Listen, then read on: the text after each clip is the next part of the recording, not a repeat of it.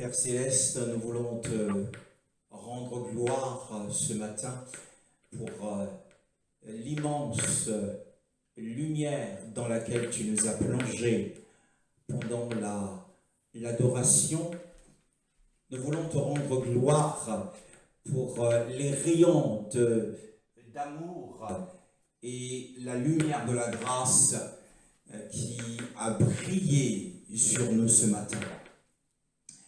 Et nous voulons te confier ta merveilleuse parole ce matin, afin que celle-ci nous fortifie, afin que celle-ci nous instruise, afin que celle-ci nous convainque.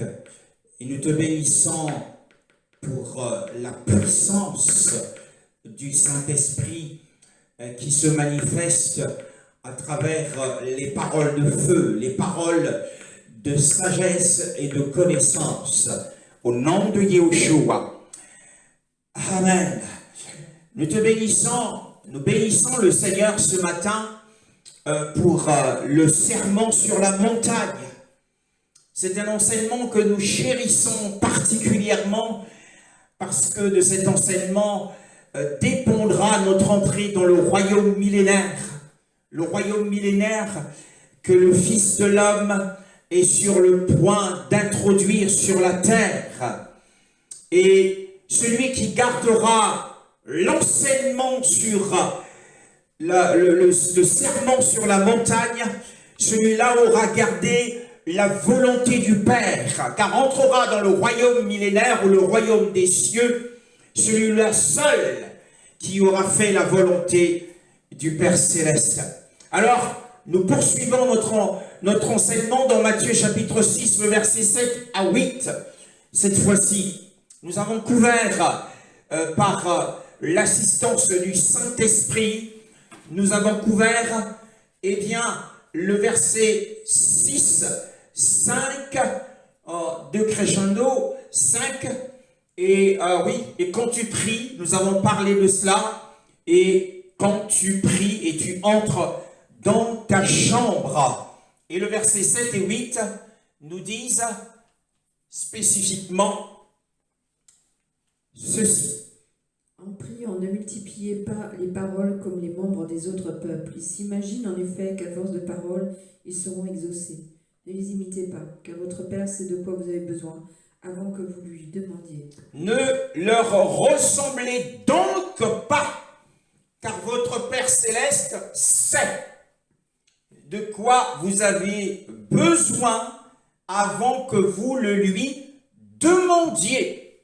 Alors, notre Seigneur nous enseigne ici, à partir du verset 7, en disant « Mais quand tu pries, au moment où tu es en prière, lorsque tu pries, nous l'avons souligné avec beaucoup de pertinence sur le temps que nous choisissons nous-mêmes et non pas un temps qui a été fixé par le Seigneur. C'est la religion qui fixe le temps de prière, mais les saints sont conduits par l'Esprit du Seigneur et choisissent les circonstances favorables au temps de prière.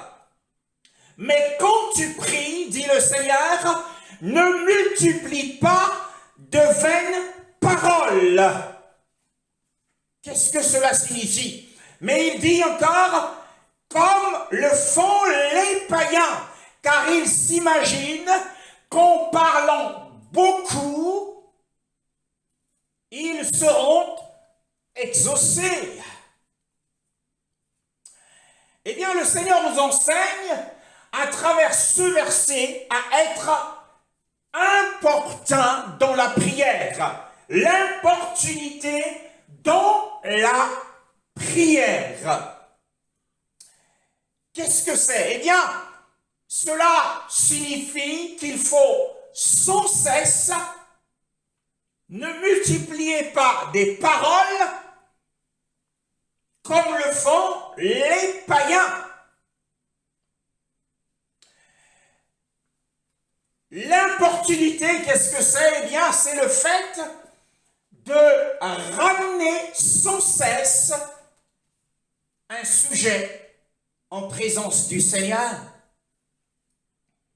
Le Seigneur nous enseigne à être important, à ramener sans cesse le même sujet, mais à ne pas ressembler, à imiter certains hommes de prière des religions païennes qui multiplient les paroles. Ramenez sans cesse.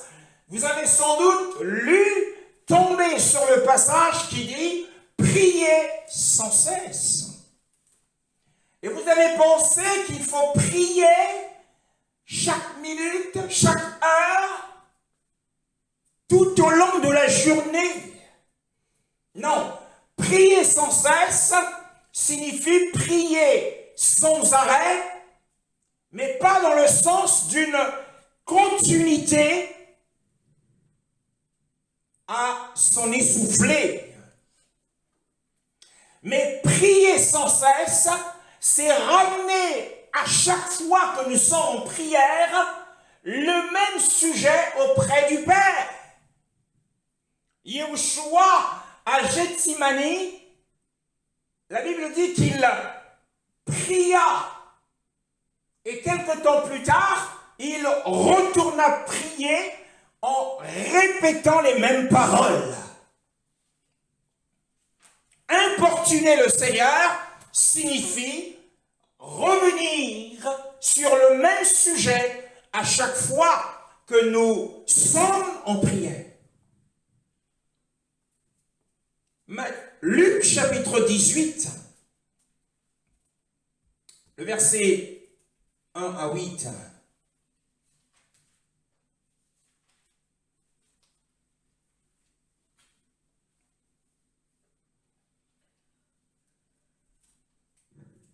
Jésus leur dit une parabole pour montrer qu'ils devaient toujours prier sans se décourager. Il dit, il y avait dans une ville un juge qui ne craignait pas Dieu et qui ne craignait pas Dieu et qui n'avait d'égard pour personne. Il y avait aussi dans cette ville une veuve qui venait lui dire, rends-moi justice contre ma partie adverse. Rends-moi justice. Pendant longtemps, il refusa. Mais ensuite il se dit, même si je ne crains pas Dieu, je n'ai d'égard pour personne. Puisque cette veuve me fatigue, je vais lui rendre justice, afin qu'elle ne vienne pas sans cesse me déranger. Le Seigneur ajouta, écoutez ce que dit le juge injuste. Et Dieu ne fera-t-il pas justice à ceux qu'il a choisis, qui crient à lui jour et nuit? Ne les fera-t-il pas attendre? Je vous le dis, il leur fera rapidement justice. Et quand le Fils de l'homme viendra, trouvera-t-il la foi sur la terre? Quand le Fils de l'homme viendra, trouvera-t-il la foi sur la terre? Le Seigneur nous montre ce qu'est le sens de l'importunité dans la prière. L'importunité signifie qu'il faut toujours prier et ne pas se lasser, ne pas se laisser décourager, parce que la réponse, il semblerait que la réponse à notre prière ne nous est pas encore visiblement parvenue.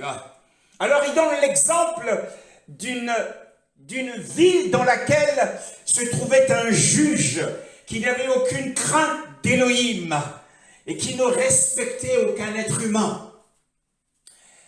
Et que dans cette ville ici représente la terre dans laquelle nous sommes, le monde dans lequel nous sommes. Et cette veuve, il y avait une veuve, et cette veuve n'est autre que l'Église. Souvenez-vous, dans l'évangile de Marc au chapitre 2, le verset 19 à 20, l'évangile de Marc au chapitre 2, le verset 19 à 20, qu'est-il écrit? Jésus leur répondit, les invités à la noce peuvent-ils jeûner pendant que le marié est avec eux? Aussi longtemps que le marié est avec eux, ils ne peuvent pas jeûner. Le verset 20. Les jours viendront où le marié leur sera enlevé, et alors ils jeûneront durant ces jours-là. Oui, les fils de la chambre nuptiale, les amis de l'époux. À cette période, eh bien, l'Église était considérée comme un ami, mais après l'enlèvement de l'époux, par sa mort, son ensevelissement, sa résurrection et son enlèvement à la droite du Père, l'Église, en tant qu'épouse, est une veuve. C'est la position de l'Église actuellement. Et dans Apocalypse, chapitre 22, le verset 17, la Bible dit, je vais le lire rapidement, ou si vous pouvez le lire, et nous l'avons chanté, c'est le dernier chant que nous avons chanté il y a quelques instants.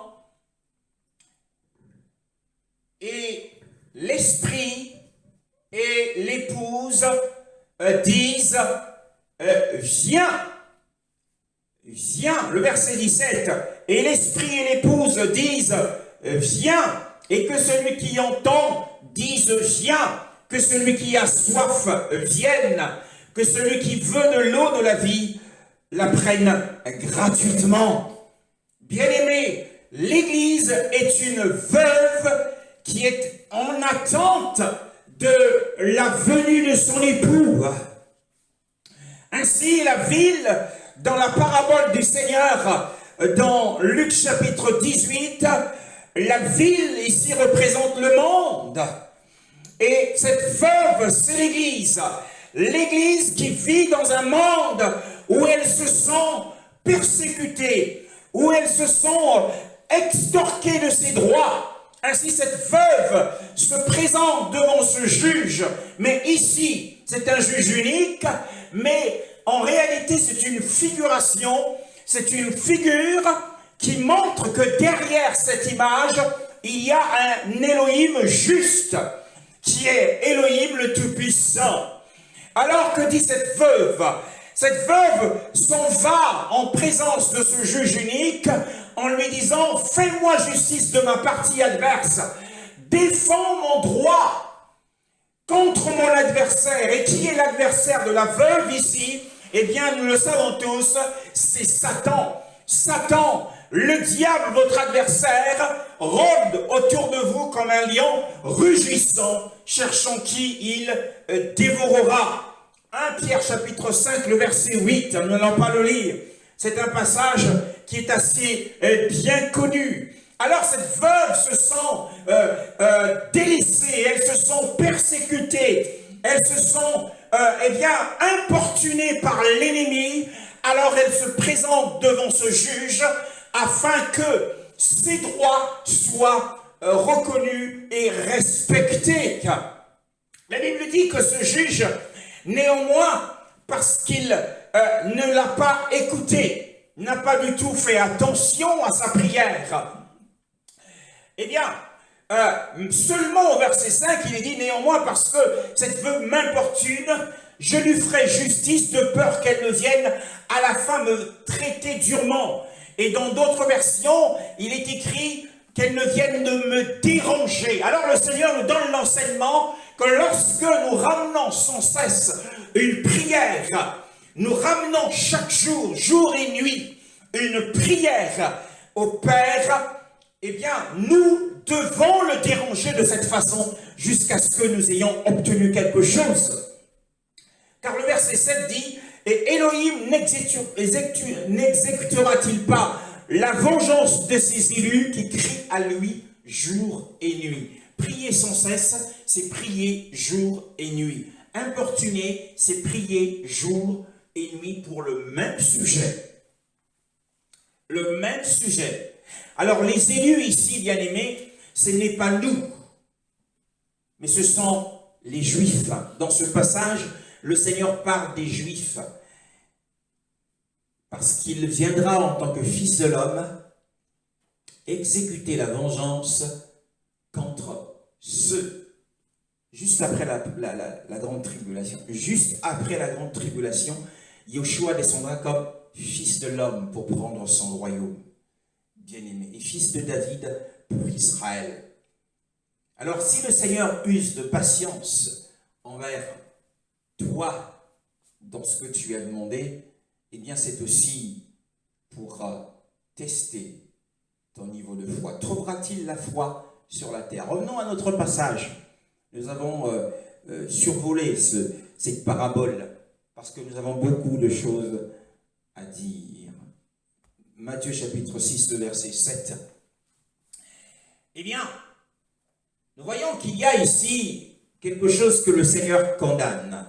Et quand vous priez, ne multipliez pas les vaines paroles. Ce qu'il condamne ici, c'est l'abondance des paroles. Quand tu pries, ne multiplie pas des vaines paroles. Ne sois pas dans un débit sans fin. Mais ce qu'il encourage derrière ce passage, c'est plutôt ce que nous avons dit, la répétition de la prière. Il y a une différence entre l'abondance de la parole, une pluie de paroles, et une pluie de prière. Le Seigneur encourage la pluie de prière. Nous devons beaucoup prier. Mais quand tu pries, eh bien, le service qu'il interdit dans la prière, le service de la prière que Yeshua interdit, c'est l'abondance de la prière. Ne va pas faire des prières, des discours interminables. Nous avons appris, il y a un homme de Dieu qui est sur Paris, qui a vécu en Afrique. Quand on l'avait invité il y a 30 ans à Pointe-Noire, chez l'un des serviteurs du Seigneur, le pasteur Timothée à cette époque, eh bien à l'heure du déjeuner, il lui avait été donné de prier et de rendre grâce pour le repas. Alors il a prié pendant 45 minutes et le repas était devenu froid. Non, frère, mais les frères étaient impressionnés par cela. Non, l'abondance de paroles, le Seigneur l'interdit. Mais ce qu'il permet, c'est que nous ayons à faire beaucoup de prières. Prenons l'exemple du chapelet, le rosaire de Marie dans le catholicisme romain. Cette cordelette qui a plusieurs perles. Il y a une série, il y a 5 séries de 10 perles et 4 perles d'un côté. Les 5 séries de 10 perles sont vouées aux salutations à Marie. Et les 4 perles restantes sont destinées à saluer le Père Céleste. Voyez-vous, toutes ces répétitions dans la religion, ces répétitions sont vaines. Pourtant, l'exécutant de cette prière dans l'Église catholique s'imagine que plus elle fait ce genre de répétitions, plus elle obtiendra, ou cet exécutant, plus il répétera Ave Maria ou Je vous salue Marie, il s'imagine qu'il pourra obtenir la bénédiction. C'est un moyen d'obtenir la bénédiction. Ce que le Seigneur condamne ici. Le bouddhisme aussi, ils ont des chapelets pour répéter les mêmes mots pendant tant de fois, 10 fois, jusqu'à 150 fois, quelquefois. Eh bien, les bouddhistes qui le font toute la journée nous rappellent notre sœur qui est ici présente. Un moyen d'obtenir la bénédiction spirituelle d'un certain Elohim. Alors, la racine secrète, la racine cachée de cette erreur, que le Seigneur est en train de nous retracer ici, cette erreur dans le service de la prière, c'est que l'homme imagine à des fausses pensées, à des pensées fausses et basses sur la divinité. Il s'imagine que l'homme, que Elohim est comme lui-même et qu'à force de paroles, à force de faire du bruit, les bruits de paroles, il pourra être exaucé. C'est ce que dit le Seigneur ici. Les païens imaginent qu'à force de beaucoup parler, ils seront exaucés. C'est une grave erreur. C'est la racine secrète de l'erreur dans le service de la prière. Bien-aimés dans le Seigneur, L'homme de prière ne doit pas penser qu'Élohim est comme lui-même et qu'on va l'émouvoir par l'éloquence, on va l'émouvoir en parlant beaucoup dans la prière. Non, nous ne devons pas confondre beaucoup de prières et beaucoup de paroles. Donc le Seigneur nous met en garde ici contre beaucoup de mots. L'éloquence, nous sommes parfois séduits et émus lorsque quelqu'un prie avec éloquence. Et on s'imagine que en priant avec des textes bibliques, en parcourant toute l'écriture, nous allons emmener le Seigneur à nous donner ce dont nous avons besoin. Non, ce n'est pas ce dont le Seigneur nous dit. Mais il faut seulement, ce dont le Seigneur a besoin, c'est que nous ayons beaucoup de foi et très peu de mots, très peu de paroles, mais en ayant beaucoup de foi. Et la foi donnera du poids à nos paroles. Si nous disons seulement 2 mots, eh bien, mais si ces mots sont chargés d'une foi inébranlable, eh bien, nous emmènerons la main du Seigneur à nous donner ce dont nous avons besoin, bien-aimés. Si nous plaidons ainsi, nous aurons beaucoup de chances de réussite. Le titre de notre enseignement, c'est bien la prière victorieuse. Nous avons parlé de la prière agréable lors de notre dernière réunion et aujourd'hui nous parlons de la prière victorieuse. Comment obtenir la victoire? Eh bien, obtenir la victoire dans la prière ne signifie pas accumuler des versets bibliques, prier pendant des heures et des heures avec le même sujet, en utilisant des mots et des termes bibliques, que nous allons emmener le cœur et la main d'Élohim à nous donner ce dont nous avons besoin. Mais ce dont nous avons besoin, c'est d'avoir beaucoup de foi et très peu de paroles. Beaucoup de foi. C'est le chemin de la réussite dans la prière. C'est la ferveur du cœur, l'élan du cœur. C'est le feu qui est dans ton cœur. La semence de la foi dans ton cœur devient un feu et embrasse tes paroles qui sortent de ta bouche. La ferveur du cœur, bien-aimé dans le Seigneur, mais avec très peu de mots. La ferveur du cœur plus l'assurance que nous avons de l'intercession du Sauveur qui conduiront à une prière victorieuse. Il y a 2 points qui conduisent à la prière victorieuse. La ferveur du cœur plus l'intercession de notre Sauveur. Et beaucoup sont troublés, beaucoup sont dérangés lorsqu'on leur demande de prier parce qu'ils ressentent la faiblesse et l'indignité de leur prière. Mais il faut savoir qu'une prière victorieuse ne repose pas sur nos mérites, ne repose pas sur notre éloquence, mais la prière victorieuse repose ou la force de la prière victorieuse et son succès repose sur l'intercession de notre Seigneur. 1 Timothée chapitre 2, le verset 5. 1 Timothée chapitre 2, le verset 5. La Bible dit ceci. Qu'est-il écrit dans votre version, si vous êtes à la page? Sinon, je vais le lire. 1 Timothée chapitre 2, le verset 5. En effet, il y a un seul Dieu et il y a aussi un seul médiateur entre Dieu et les hommes, un homme, Jésus-Christ. Il y a un seul médiateur. Et donc la prière qui conduit à la victoire, le chemin qui conduit à la prière victorieuse passe par la ferveur du cœur, l'élan de notre cœur, plus l'intercession de notre médiateur, Yeshua. Donc nos prières arrivent auprès de Yeshua et Yeshua les présente à son Père. Donc c'est le poids, la force du succès de ma prière repose sur l'assurance que j'ai de la médiation que fait notre Seigneur.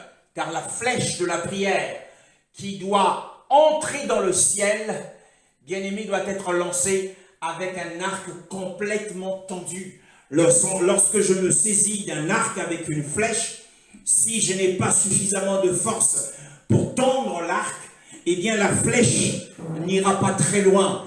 Elle va atteindre 2 mètres, maximum 10 mètres. Mais si l'arc est bien tendu, eh bien la flèche que j'envoie pourra atteindre des kilomètres.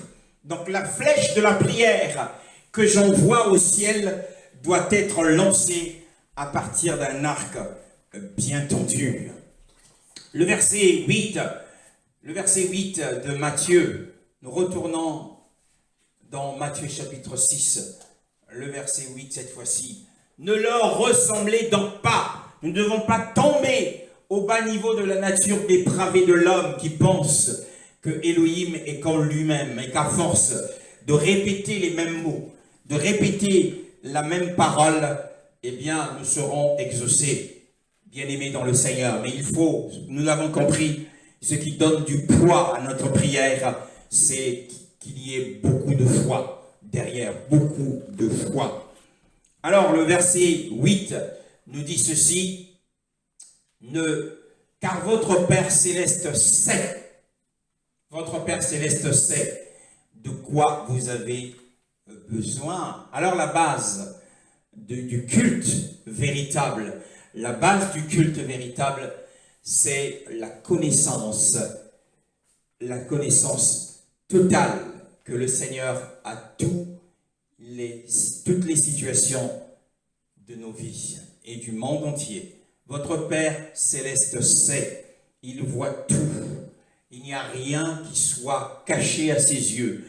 Tout est à nu et à découvert aux yeux de celui à qui nous devons rendre des comptes. Il se passe quelque chose sur la terre, le Seigneur le sait. Il se passe quelque chose dans ta vie, le Seigneur le sait déjà. Alors, lorsque nous sommes conscients que notre Elohim, le vrai Elohim, est omniscient, alors nous sommes sur une base, nous sommes sur un fondement véritable du véritable culte. Car lorsque je m'approche de lui, je suis conscient que je n'ai pas besoin en réalité, au demeurant, de l'informer de ma situation. Les adorateurs du Seigneur n'ont pas besoin en réalité de l'informer de leurs désirs. Le Seigneur le sait déjà. Il les connaît avant que nous nous approchions de lui dans la prière, dans le service de la prière. Il le sait, le Seigneur le sait. Maintenant, ce sentiment que le Seigneur est en train de nous dicter ici a été utilisé, c'est un passage qui a été utilisé contre la prière. Puisque le Seigneur, vous dites que le Seigneur sait d'avance ce dont nous avons besoin, ce que nous venons lui demander. Mais à quoi bon prier? Quelle est l'utilité de la prière?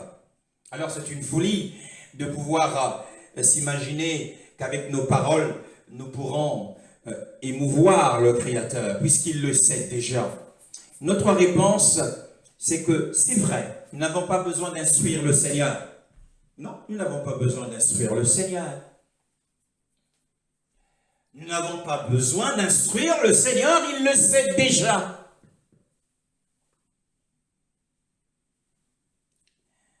Mais qu'avons-nous besoin alors, puisqu'il le sait déjà? Si nous lui disons, oh Seigneur, nous avons appris par les médias qu'en Haute-Savoie, un homme jaloux et divorcé, ne supportant pas de voir son ex-femme avec un autre homme, s'est servi d'une machette pour ouvrir la tête de son ex-femme et la tuer en plein jour. Le Seigneur nous dira, je le sais déjà. Il le savait même avant que cet acte barbare ne soit commis. Si nous lui disons qu'en région parisienne, un jeune homme s'est fait tuer par balle, le Seigneur nous dira, je le sais déjà. Mais à quoi bon prier? Puisque nous ne pouvons pas instruire notre Père Céleste. Votre Père Céleste le sait déjà. À quoi bon prier? Eh bien, la prière que le Seigneur nous recommande, et il nous commande, puisque c'est un commandement, mais le don de la prière n'est pas un commandement. Mais la prière en elle-même est un commandement. Et la prière que le Seigneur nous demande, nous commande de prononcer, c'est la supplication. Regardez, il y a un monarque dans le monde qui vous connaît. Alors vous lui faites un courrier, ou un courrier lui a été fait sur votre triste situation, sur votre détresse. Vous ne sachant pas, quelqu'un lui a fait un courrier sur votre situation. Mais entre-temps, vous avez entrepris une démarche d'aller le voir, puisqu'il vous connaît votre famille. Alors vous obtenez une audience auprès de lui. Et vous commencez à lui dire ce dont vous souffrez. Vous lui parlez de votre détresse, de votre problème. Mais il vous dira, je le sais déjà. En réalité, le fait que Elohim, notre Père, sache d'avance ce dont nous traversons, par quoi nous passons, eh bien, cela le rend d'autant plus disposé à pouvoir nous venir en aide. Il est d'un grand bénéfice, même parmi les hommes, s'ils sont déjà informés de notre situation, et quand nous venons auprès de cette personne pour lui faire part de notre situation, eh bien cette personne sera d'autant plus disposée à nous aider. Donc il est d'un grand bénéfice de pouvoir plaider auprès de celui qui sait d'avance ce par quoi nous passons. Celui qui est déjà au courant par ce par quoi nous sommes aux prises. Alors il sera disposé à nous aider. Alors même si en réalité nous ne sommes pas conscients du bien que cela peut nous procurer, vous avez dit quelque chose au Seigneur, mais vous ne sentez pas que cette chose vous procure du bien au moment où vous priez, mais c'est parce que c'est notre devoir. C'est notre devoir de pouvoir prier. C'est un devoir, mais c'est aussi dans notre intérêt. C'est dans mon intérêt d'aller prier le Seigneur. C'est dans mon intérêt d'aller supplier le Seigneur. Parce que c'est un commandement du Seigneur, parce qu'il l'a nommé, et parce que c'est la voie qu'il a décrétée pour obtenir les bénédictions. La seule voie possible pour obtenir la bénédiction, c'est la prière. C'est la voie par décret céleste. Donc il est d'une grande importance de prier et d'une grande importance d'obéir au commandement de la prière. Quand j'obéis au commandement de la prière, j'honore le Seigneur. Quand j'obéis au commandement de la prière, je glorifie le Seigneur. Et vous pourriez dire à la fin de votre vie, j'ai été glorifié sur la terre par ma vie de prière. Un homme qui ne prie pas, un homme qui ne supplie pas le Seigneur, cet homme n'honore pas le Seigneur. Cet homme ne glorifie pas le Seigneur. Matthieu chapitre 7, le verset 7 à 8. Matthieu chapitre 7, le verset 7 à 8. Il est écrit: Demandez et l'on vous donnera, cherchez et vous trouverez, frappez et l'on vous ouvrira. En effet, toute personne qui demande reçoit, celui qui cherche trouve et l'on ouvre à celui qui frappe. Oui, c'est la voie que le Seigneur a décrétée pour que nous puissions obtenir nos bénédictions. Il veut, malgré le fait qu'il le sache déjà, il veut que nous puissions quand même demander. Il veut que nous puissions quand même chercher et il veut que nous puissions quand même frapper. Sous la loi, la vie sous la loi de Moshe, la loi a dit très peu de choses au sujet de la prière. Elle a ordonné que, qu'il y avait deux formes de culte. Nous l'avons dit lors de la dernière réunion. Un Israélite devait offrir un culte au Seigneur en lui présentant les prémices de sa récolte. C'était le premier culte. Et le deuxième culte, c'était d'offrir la dîme au cours de la 3e année. Nous l'avons dit, c'est écrit dans Deutéronome chapitre 26.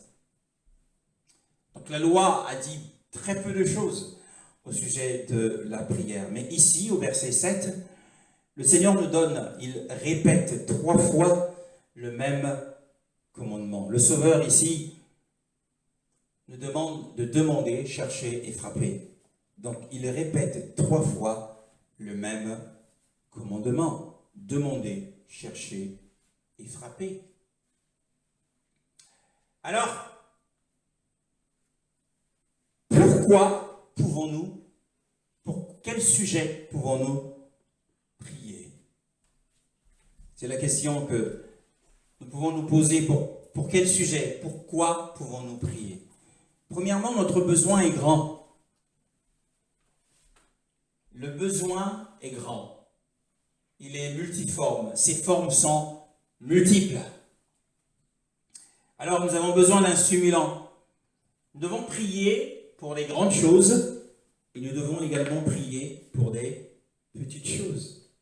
Et tu es en train de bricoler, alors une épine incruste ton doigt de la main et cela te trouble. Alors prie pour cela.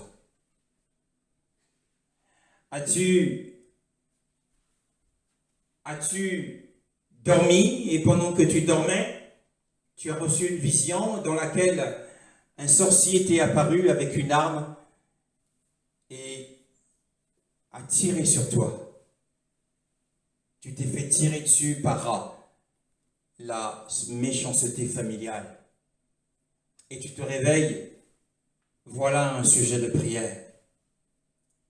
Et tu es en train de dormir et qu'une sorcière de ta famille bien connue apparaît devant toi et te griffe dans ta chair. Et tu te relèves d'un coup, tu as ressenti cette douleur dans la chair. Et quelques semaines plus tard, te voilà malade. Te voilà malade, tombant malade. Et tu as besoin de prier. Tu attends un courrier qui n'arrive pas. Alors tu as besoin de prier. Nous devons prier pour les grandes choses et pour les petites choses. Tu vois ta mère en train de souffrir sous le poids de la charge domestique. Alors tu dois prier pour ta mère, pour la vie de ta mère. Alors nous devons prier pour nous-mêmes et nous devons prier pour les autres. Nous devons prier pour l'Église et nous devons prier pour le monde. Personne ne doit être à court de sujets de prière. L'autre jour, j'étais au travail et le Seigneur m'a montré un serviteur qui se trouve en Martinique que j'ai connu. Et il me disait, je n'ai plus d'onction. Et je savais que le Seigneur m'appelait à prier pour lui afin que l'onction soit renouvelée sur sa vie. Nous devons prier pour les autres. Et l'autre jour, il m'a montré une sœur que j'ai perdue de vue depuis une dizaine d'années. Et cette sœur m'avait beaucoup fait de mal. Et le Seigneur m'a dit, prie pour elle. Nous devons prier pour les autres. Demander, chercher et frapper. Demander, c'est une prescription divine. Nous devons demander, puisque notre aide réside en Elohim. Que devons-nous demander encore? Premièrement, nous devons demander la gloire d'Elohim. Qu'est-ce que c'est que la gloire d'Elohim? La gloire d'Élohim, c'est l'air pur que nous respirons lorsque nous sommes en présence du Seigneur en prière. Entre frères, lorsque nous sommes réunis et que nous chantons le Seigneur, il y a une atmosphère de gloire, il y a la présence du Seigneur. Et nous voilà inondés, nos vies sont inondées, nos cœurs sont inondés de sa présence. Nous savourons la gloire du Seigneur. Au milieu de nous, il se manifeste. À travers nos chants, il se manifeste. C'est cela. Nous devons demander la gloire d'Élohim, cet air pur, à l'opposé de l'atmosphère polluée qui existe autour de nous. Au travail, l'atmosphère est polluée. Pourquoi est-ce que cette atmosphère est polluée? Eh bien parce que le sommeil de la mort pèse sur nos collègues de travail, pèse sur nos amis. Ils sentent la mort spirituelle. Et puisqu'ils sentent la mort, il y a l'odeur de la mort autour de nous. L'atmosphère du monde est polluée, avec les fruits que cela comporte. Les multitudes autour de nous sont sous le poids du sommeil de la mort. Yoshua a dit, laisse les morts enterrer leurs morts, et toi, va annoncer le royaume d'Élohim. Donc nos amis sont sous le poids de la mort. Ils sentent la mort spirituelle. Nos collègues de l'école, c'est une atmosphère polluée, l'atmosphère du monde. Les hommes entre eux se critiquent. Il y a des critiques et des jugements dans le monde. Mais l'air pur, c'est dans la présence du Seigneur. Si nous prions pour que la gloire du Seigneur arrive, c'est pour que nous désirons que cette terre dans laquelle nous sommes puisse rayonner de l'amour d'Élohim, puisse rayonner de la lumière de sa grâce et de sa gloire. Alors nous devons prier pour ceux qui sont autour de nous. Tu dois prier pour ton chef de service, parce que ton chef de service est sous le poids de la mort. Bien-aimés dans le Seigneur. Et si nous persévérons dans la prière, bientôt nous verrons le grand dragon, l'ange de la nuit, déployer ses ailes et s'enfuir loin de nous. Et la mort captive enchaînée, la malédiction emportée.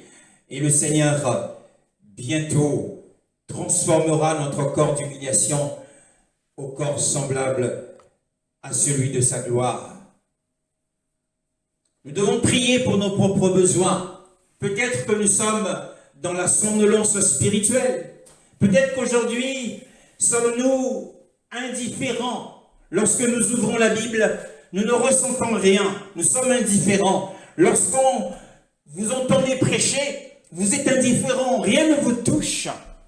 Et prier, c'est quelque chose de difficile.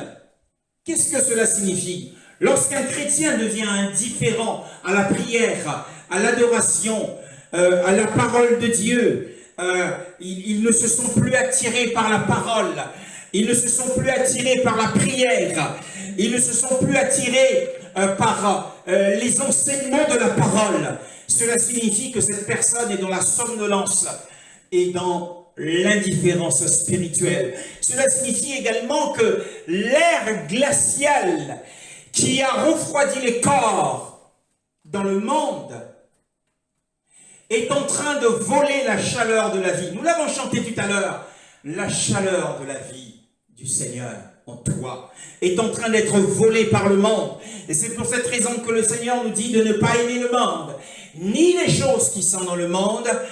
Si quelqu'un aime le monde et les choses du monde, l'amour du Père, la chaleur de l'amour du Père, la chaleur de la vie du Père, c'est un amour plein de vie du Père, n'est point en lui. Alors, la chaleur de la vie est sur le point de nous quitter.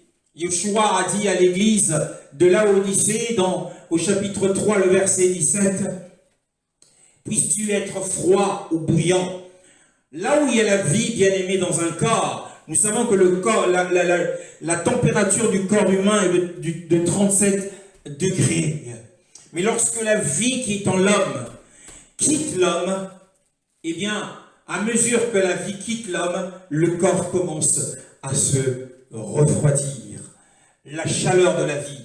Et donc les gens du monde sont froids, c'est-à-dire qu'ils sont morts. Yeshua dit, puisses-tu être froid ou bouillant?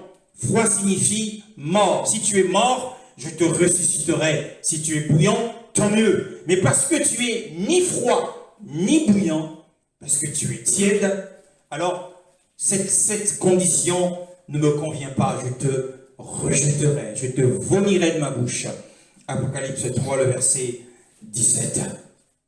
Alors, l'air glacial qui est dans le monde peut nous refroidir et la chaleur de la vie nous quitter. Si nous devenons, et les signes, les symptômes de cette mort, c'est notre indifférence aux réunions de prière, notre indifférence à la prière, à la parole, à la vie de prière, à l'écoute de la parole du Seigneur. Et nous aimons plus à ce moment-là les choses du monde. Avons-nous besoin de grâce pour affronter, bien-aimés, les épreuves qui viennent à nous à une fréquence et une obstination inhabituelle? Chaque semaine, nous sommes confrontés à une épreuve particulière, au travail, à la maison, dans la famille, dans la société. Il y a une fréquence, il y a une obstination inhabituelle des épreuves et nous n'en pouvons plus. Alors nous avons besoin d'une grâce particulière. Ce matin, tu as peut-être besoin d'une grâce particulière à cause de ces épreuves qui, avec une fréquence et une obstination inhabituelle, sont en train d'assaillir ta petite forteresse. Tu es dans une petite forteresse de paix, de joie et d'amour. Mais tu te rends compte que tu es en train de perdre ta paix à chaque fois que cette épreuve est en train de ressurgir avec une fréquence inhabituelle.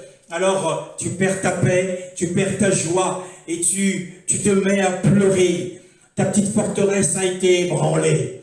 Ce dont tu as besoin ce matin, c'est lorsque tu t'approches d'Élohim, c'est de recevoir une grâce qui te permettra d'affronter avec courage ces épreuves que Satan est en train de t'envoyer chaque semaine. Peut-être à travers ton chef de service, peut-être à travers un collègue de travail. Oui, tu es éprouvé par un collègue de travail qui s'en prend à toi. Tu es éprouvé par ton chef de service qui s'en prend régulièrement à toi. Et te voilà ébranlé dans ta petite forteresse. Car la Bible dit, ne vous inquiétez de rien, mais par les prières et les supplications, faites connaître vos besoins à Elohim, et la paix du Seigneur, comme une garnison, comme une forteresse, gardera vos cœurs et vos pensées en Yeshua. Mais jusqu'ici, la paix du Seigneur avait gardé ton cœur et tes pensées en Yeshua. Mais puisque ces épreuves viennent frapper ta petite forteresse chaque semaine, il se passe quelque chose. Alors, ta forteresse est ébranlée, mais tu as besoin de la grâce. C'est pourquoi il nous a commandé de prier. C'est dans notre intérêt. Priez, bien-aimés dans le Seigneur. Êtes-vous tentés d'abandonner la foi chrétienne?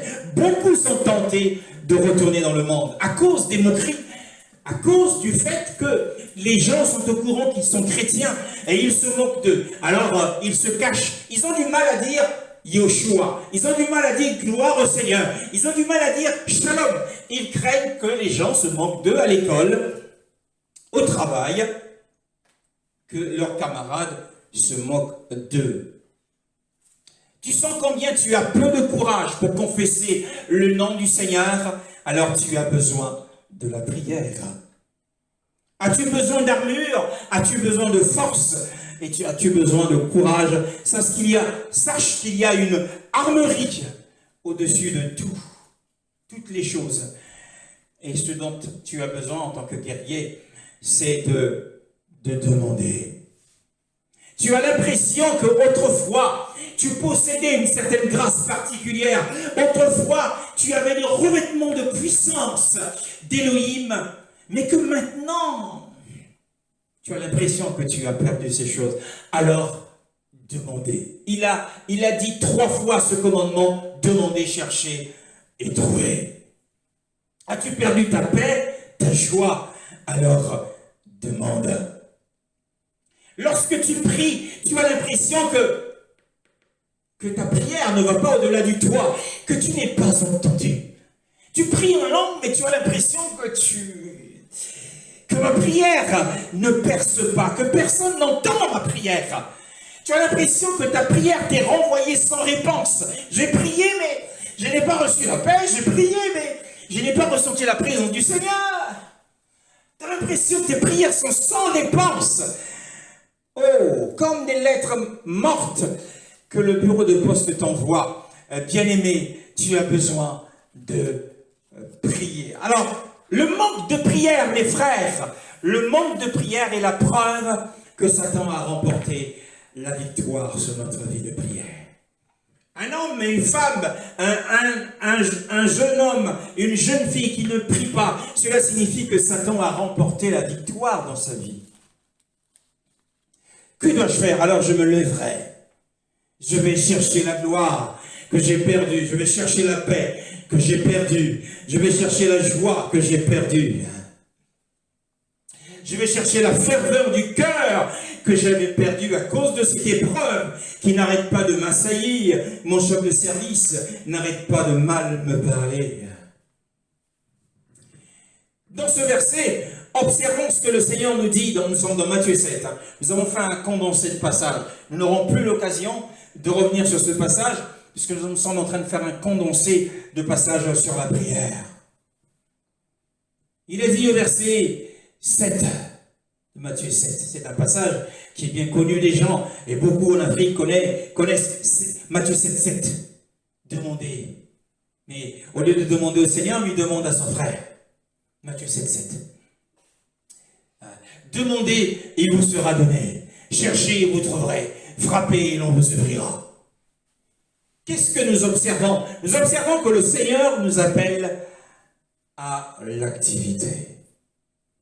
Nous ne devons pas nous asseoir après avoir perdu notre paix, après avoir perdu les frères, nous avons perdu un ministère. Nous ne devons pas nous asseoir. J'ai perdu la grâce que j'avais il y a quelques années. Tu ne dois pas rester assis en attendant que Elohim te restaure. Le commandement ici, c'est de chercher. Signifie être en activité. Même si les richesses d'Elohim sont autour de nous. Elohim, le grand donateur, nous a donné un certain nombre de choses. Mais nous devons toujours nous lever et chercher. Chercher signifie faire des efforts. Ton ministère est en train de passer un moment désertique, alors fais des efforts. Évangélise. Cherchez. Utilise les moyens qui sont à ta disposition, qui sont à ta portée. Es-tu célibataire? Tu es célibataire et tu es en âge d'être marié. Alors, souviens-toi que Elohim va te rencontrer dans les moyens qui sont à ta portée. On apprend qu'une sœur a rencontré l'amour sur Internet, sur un site de rencontre chrétien. On dit, oh, c'est pas spirituel. Mais le Seigneur me dit que moi, je te rencontrerai à travers les moyens qui sont à ta portée. Attention au jugement. Tu peux rencontrer l'amour sur un site de rencontre chrétien, pas forcément dans une église. Notre besoin est multiforme. Multiforme. Alors nous devons nous lever. Si nous voulons une récolte qui soit abondante, levons-nous et semons. Ne restons pas assis. Cherchez. Tu veux comprendre les Écritures, mais il n'y a aucune limite à l'acquisition de la compréhension spirituelle. Les Écritures sont comme une Californie. Vous connaissez l'expression une Californie? La Californie, en tant qu'État aux États-Unis, a été un État où il y avait des riches mines d'or. D'où l'expression une Californie. les Écritures est une Californie. C'est une Californie plein de sable doré et des morceaux d'or. Mais alors il faut que tu te serves de ta houe ou de ta bêche pour remuer la terre. Tu dois remuer la terre et tu dois prendre le tamis comme font les orpailleurs. Ils prennent un tamis et ils vannent, ils secouent pour recevoir et saisir les pépites d'or de la parole. Alors, tu dois exercer une main diligente, bien-aimé dans le Seigneur. Chercher. Tu veux la compréhension, tu veux les richesses de la parole. Il y a quelque temps, le Seigneur m'a montré dans ma main, j'avais des pépites d'or dans ma main. C'était les instructions de la parole. Il m'avait instruit de la parole. Les pépites d'or. D'autres reçoivent des perles, mais les meilleurs, ce sont ceux qui ont des pépites d'or. Luc chapitre 7. Nous sommes toujours sur la prière. Luc chapitre 11, le verset 7. À partir du verset 5 jusqu'au verset 10. Luc chapitre 11, 5 à 10. Il leur dit que qui d'entre vous a un ami qui ira chez lui à minuit pour lui dire « Ami, prête-moi 3 pains, car mon ami est arrivé de voyage chez moi et je n'ai rien à lui offrir. » Et que celui-ci, répondant de l'intérieur, dise « Ne m'importune pas, la porte est déjà fermée et mes enfants sont au lit avec moi. Je ne puis me lever pour t'en donner. Je vous le dis, même s'il ne se lève pas pour le lui donner parce que c'est son ami, il se lèvera à cause de son impudence. » Dans votre version, c'est insistance. « Il lui donnera ce dont il a besoin. Ainsi je vous dis, demandez, il vous sera donné, cherchez, et vous trouverez, frappez, et l'on vous ouvrira. Car quiconque demande reçoit, et celui qui cherche trouve, et l'on ouvre à celui qui frappe. » Alors, le Seigneur, s'adressant à ses disciples, leur raconte une parabole.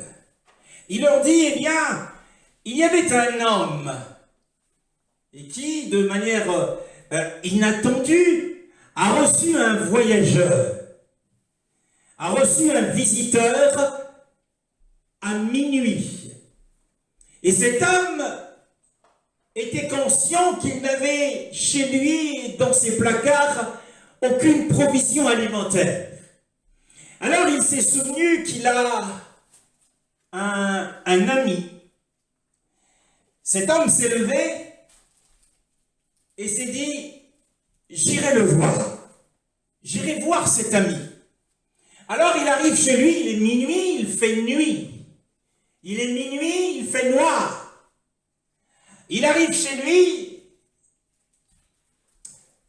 son ami n'est pas visible.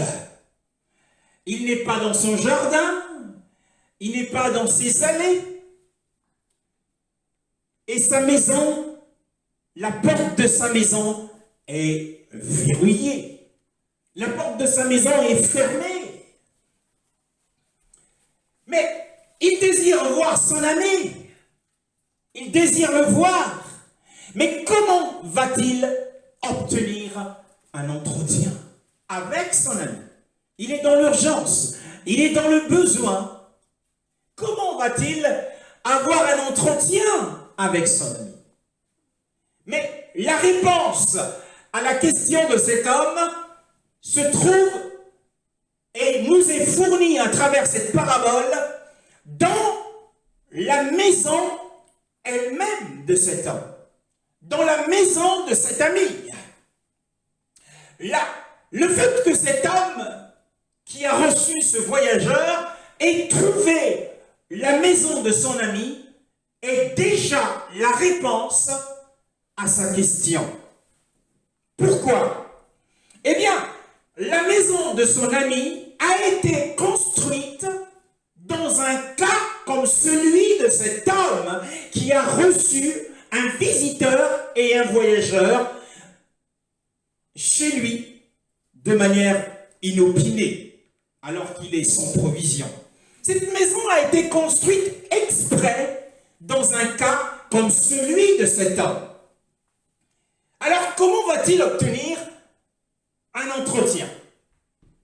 Que va-t-il observer? Il observe que la maison de son ami, que la porte de la maison de son ami est verrouillée. Le verset 7 dit, la porte est déjà fermée. Mais il remarque sur la porte qu'il y a la tête d'un lion. Il y a la tête d'un lion et sur chaque côté de cette tête, il y a des trous. Et c'est la tête de ce lion, qui est en fer, est placardée sur la porte. Et il y a aussi un autre bout de fer en demi-cercle qui a été inséré à travers les deux trous sur la tête du lion. C'est un heurtoir ou un carillon. Ah, voilà la réponse à l'entretien dont cet homme avait besoin. Ce heurtoir, ce carillon, ou par rapport à notre époque, cette sonnette ou cet interphone. Alors, veuillez remarquer que ce passage nous donne prophétiquement l'apparition ou la construction de l'interphone qui est apparu en 1953 pour la première fois, qui signifie le téléphone intérieur. Cet homme est dehors et son ami est dans la maison et la porte est verrouillée. Ah, comment est-ce qu'ils se sont communiqués? Par télépathie? Non. Comment est-ce qu'ils se sont communiqués? Eh bien parce que le propriétaire de cette maison avait placé un heurtoir dans 3 buts. La sonnette que nous plaçons sur une maison a 3 fonctions. La première fonction d'une sonnette, premièrement, c'est de se faire annoncer. Celui qui sonne au portail d'une maison, c'est qu'il veut exprimer, son désir, c'est de voir, il souhaite voir le propriétaire qui est dans la maison. Il veut faire savoir en sonnant à la fois aux domestiques qui habitent cette maison et aux propriétaires de cette maison qu'il souhaite le voir. Voilà pourquoi nous sonnons sur le portillon d'une maison. Parce que nous souhaitons voir, nous annonçons notre présence et nous souhaitons voir la personne qui est à l'intérieur. C'est la première fonction d'une sonnette. C'est la première fonction d'un carillon. C'est la première fonction d'un heurtoir. La deuxième fonction, c'est que le propriétaire a placé ce carillon, ce heurtoir, cette sonnette, pour que lui, qui est à l'intérieur, puisse entendre. Il entend écouter l'appel de celui qui est à l'extérieur. Si vous avez une sonnette et que vous êtes à l'extérieur et vous sonnez, celui qui est à l'intérieur ne l'entend pas, alors il y a un problème sur votre sonnette. Parce que le but, non seulement c'est de se faire annoncer, mais le but c'est aussi que celui qui est à l'intérieur puisse entendre celui qui se fait annoncer. Et le troisième but, c'est de contrôler l'accès et de pouvoir accueillir le visiteur. Vous êtes chez vous et quelqu'un sonne et vous allez vous cacher. Vous allez vous cacher. Alors vous n'avez pas compris à quoi sert une sonnette. Une sonnette sert à se faire annoncer et celui qui est à l'intérieur écoute et celui qui est à l'intérieur accueille. Parce que si cette porte, c'est quoi? C'est la porte du ciel. Le Seigneur a pourvu à l'expression de nos besoins. Si nous sonnons à la porte du ciel et que le Père va se cacher, nous allons être déçus.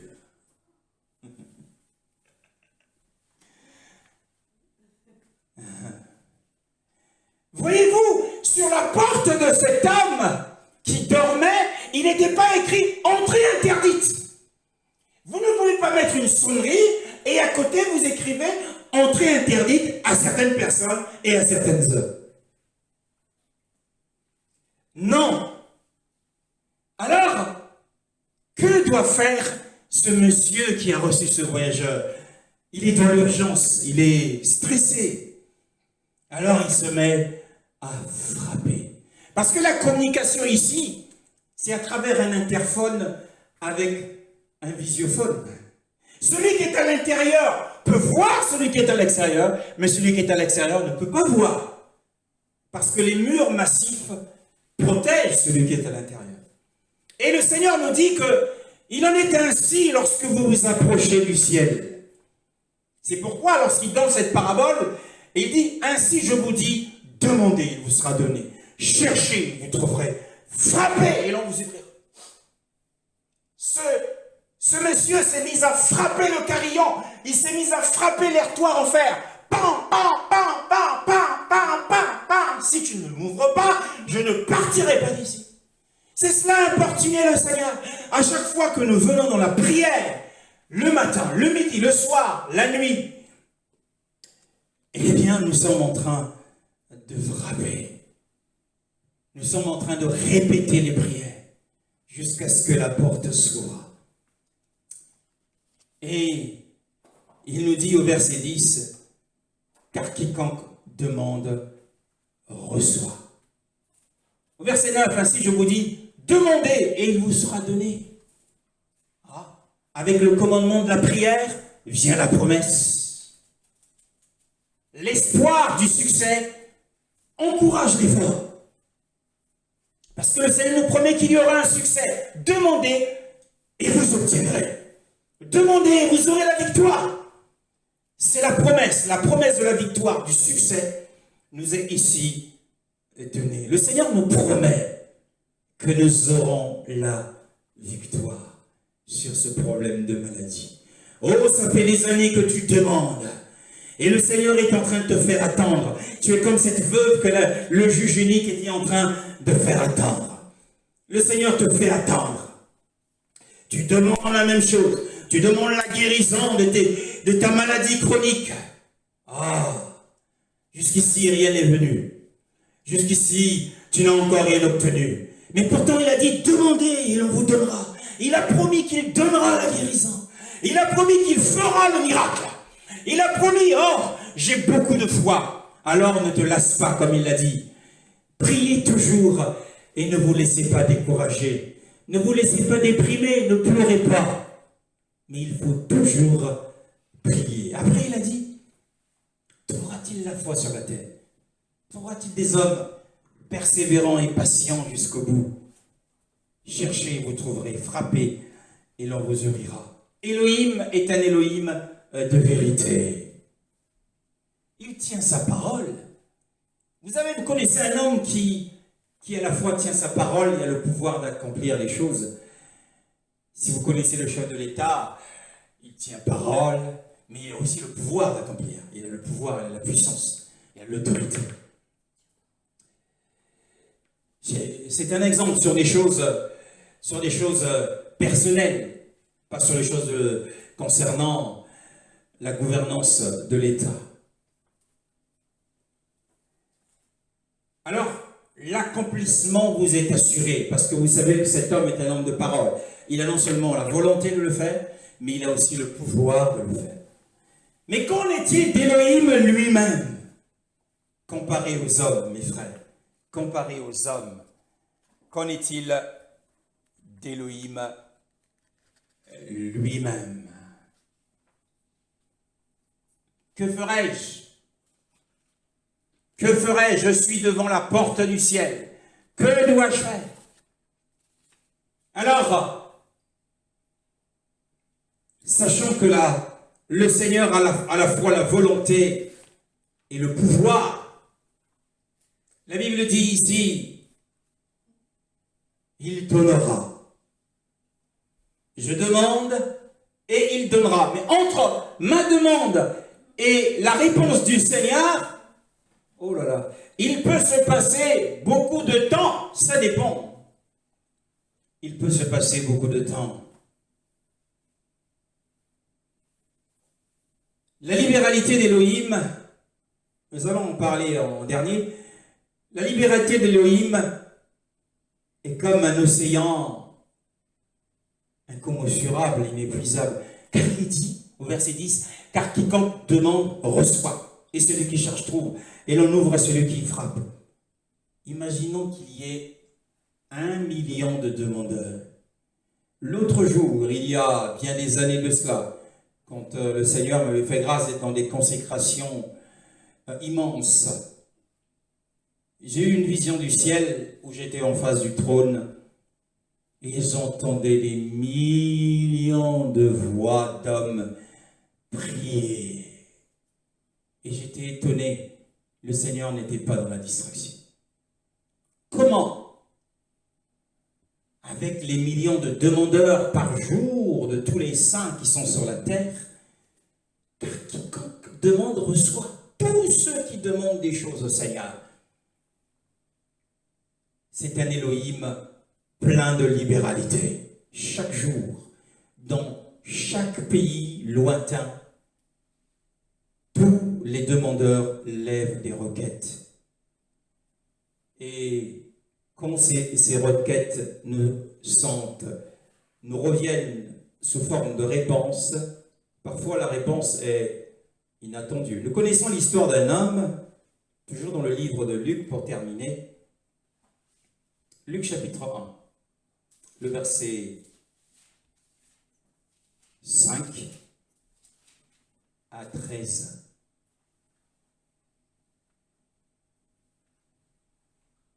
Luc chapitre 1, le verset 5 à 13.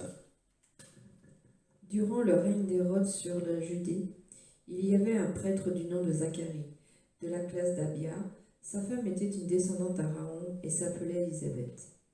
Tous deux étaient justes devant Dieu. Ils suivaient d'une manière irréprochable tous les commandements et toutes les lois du Seigneur. Ils n'avaient pas d'enfants parce qu'Élisabeth était stérile et ils étaient l'un et l'autre d'un âge avancé. Or, pendant que Zacharie remplissait sa fonction de prêtre devant Dieu, c'était le tour de sa classe. Il fut désigné par le sort d'après la règle en vigueur pour les prêtres, pour entrer dans le temple du Seigneur et y brûler le parfum. Toute la multitude du peuple était dehors en prière à l'heure de l'offrande du parfum. Alors un ange du Seigneur apparut à Zacharie et se tint debout à droite de l'autel des parfums. Zacharie fut troublé en le voyant, et la peur s'empara de lui. Mais l'ange lui dit, « N'aie pas peur, Zacharie, car ta prière a été exaucée. Ta femme Élisabeth te donnera un fils, et tu l'appelleras Jean. » Alors, dans cette histoire, d'une manière impensable et presque inattendue, Zacharie ne s'y attendait pas du tout. Une réponse lui est parvenue. Combien de fois Zacharie n'avait-il pas prié? Il avait souvent prié avec beaucoup de zèle. Il avait prié pour que sa femme soit délivrée de la stérilité et qu'elle enfante. Ils ont prié pendant des années, au point il s'était découragé et qu'il avait oublié. Il avait longtemps oublié ce sujet. Et l'ange lui dit, ta supplication, l'ange lui apparaît et lui dit, ta supplication a été entendue. Ta prière a été entendue. Et Zacharie s'est demandé, mais quelle prière? Ta femme Élisabeth t'enfantera un fils. Oh là là. Alors il avait fait cette prière il y a longtemps et pendant un certain nombre de temps, peut-être un certain nombre d'années, mais d'une manière décroissante, sa foi avait échoué. Il s'était lassé. Mon frère, ma sœur, je ne sais pas quel est le sujet pour lequel tu as prié depuis une dizaine d'années et tu n'as pas reçu de réponse. Alors ne sois pas comme Zacharie, n'échoue pas dans la foi. Garde et maintiens ta position de foi. Parce que Zacharie avait cessé de prier à ce sujet. Et il avait cessé d'attendre.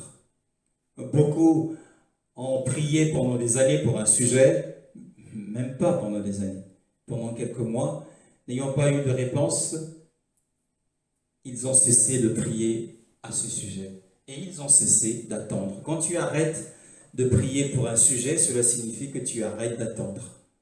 Alors, ne dis pas, je prie pour tel sujet, le Seigneur a entendu, je passe à autre chose, je ne prierai plus pour ce sujet parce que le Seigneur a entendu.